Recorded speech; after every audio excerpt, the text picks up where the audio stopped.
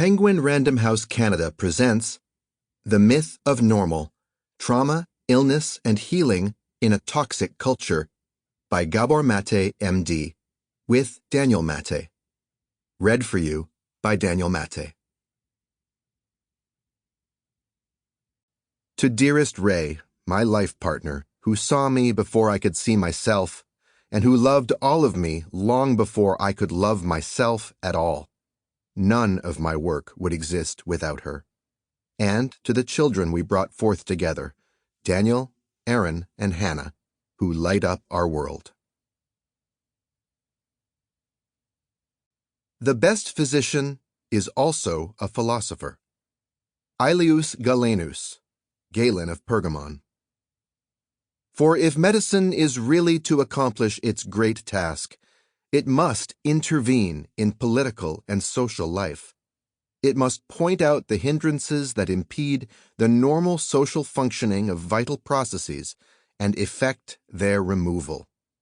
Rudolf Virchow, 19th century German physician. When you're trying to survive, you turn malady into a coping strategy and loss into culture. Stephen Jenkinson. Author's note. There are no composite or fictional characters in this book. Each story told is that of a real person whose words, from transcribed interviews, are reproduced accurately with occasional editing for purposes of clarity. When only a given name is used, it is a pseudonym to protect privacy at the interviewee's request.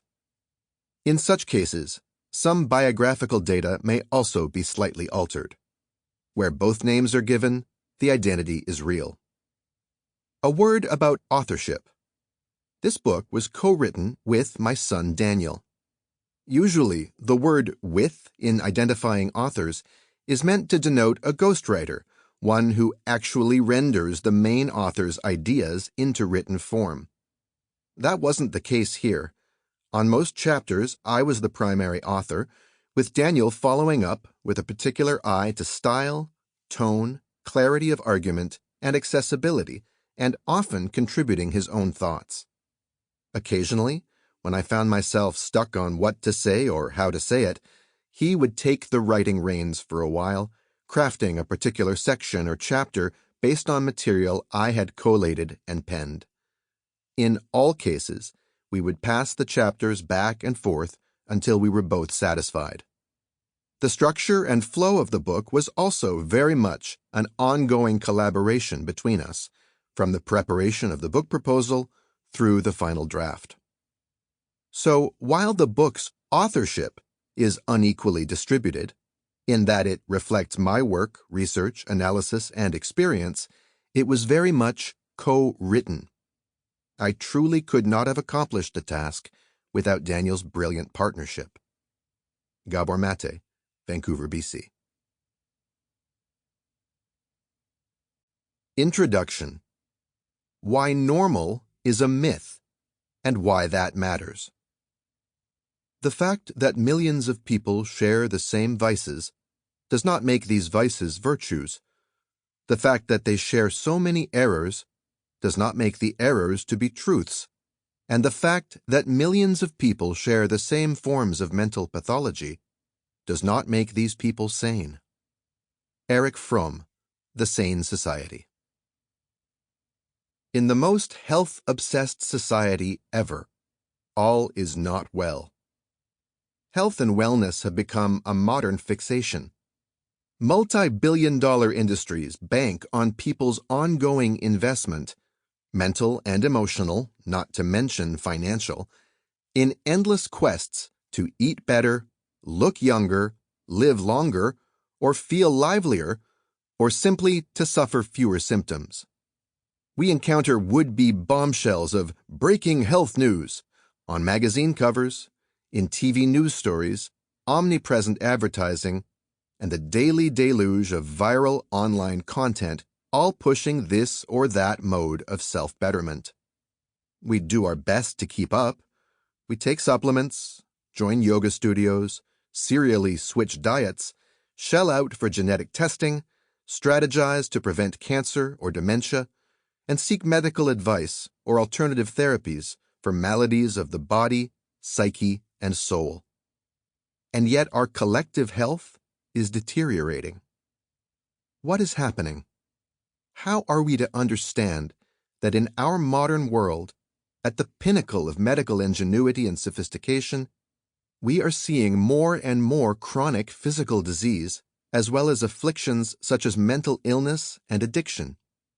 Moreover, how is it that we're not more alarmed, if we notice at all? And how are we to find our way to preventing and healing the many ailments that assail us, even putting aside acute catastrophes such as the COVID-19 pandemic? As a physician for over 3 decades, in work ranging from delivering infants to running a palliative care ward, I was always struck by the links between the individual and the social and emotional contexts in which our lives unfold and health or illness ensue. This curiosity, or should I say fascination, led me in time to look deeply into the cutting-edge science that has elegantly delineated such links. My previous books have explored some of these connections as they manifest in particular ailments such as attention deficit hyperactivity disorder, ADHD, cancer and autoimmune disease of all types, and addiction. I have also written about child development, the most decisively formative period of our lives. This book, The Myth of Normal, sets its sights on something far more encompassing.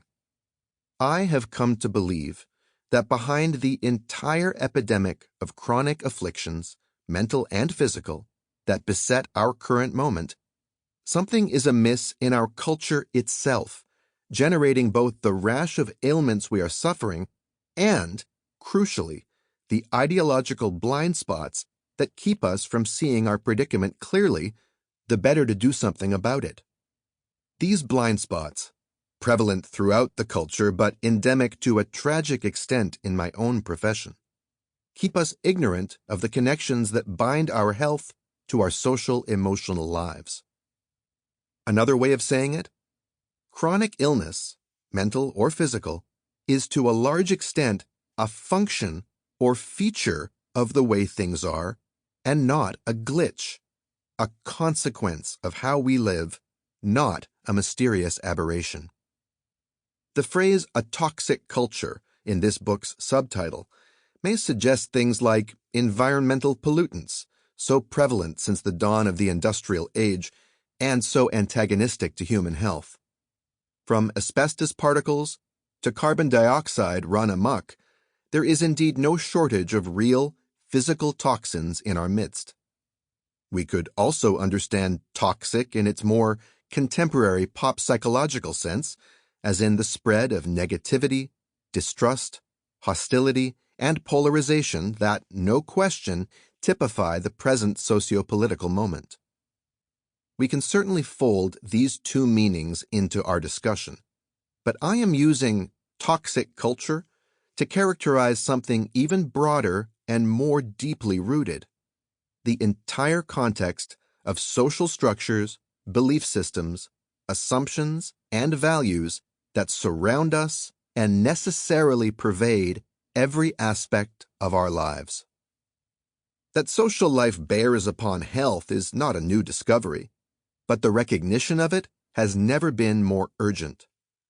I see it as the most important and consequential health concern of our time, driven by the effects of burgeoning stress, inequality, and climate catastrophe, to name a few salient factors. Our concept of well-being must move from the individual to the global in every sense of that word. That is particularly so in this era of globalized capitalism, which, in the words of the cultural historian Morris Berman, has become the total commercial environment that circumscribes an entire mental world. Given the mind-body unity to be highlighted in this book, I would add that it constitutes a total physiological environment as well. It is my contention that, by its very nature, our social and economic culture generates chronic stressors that undermine well-being in the most serious. Sample complete. Ready to continue?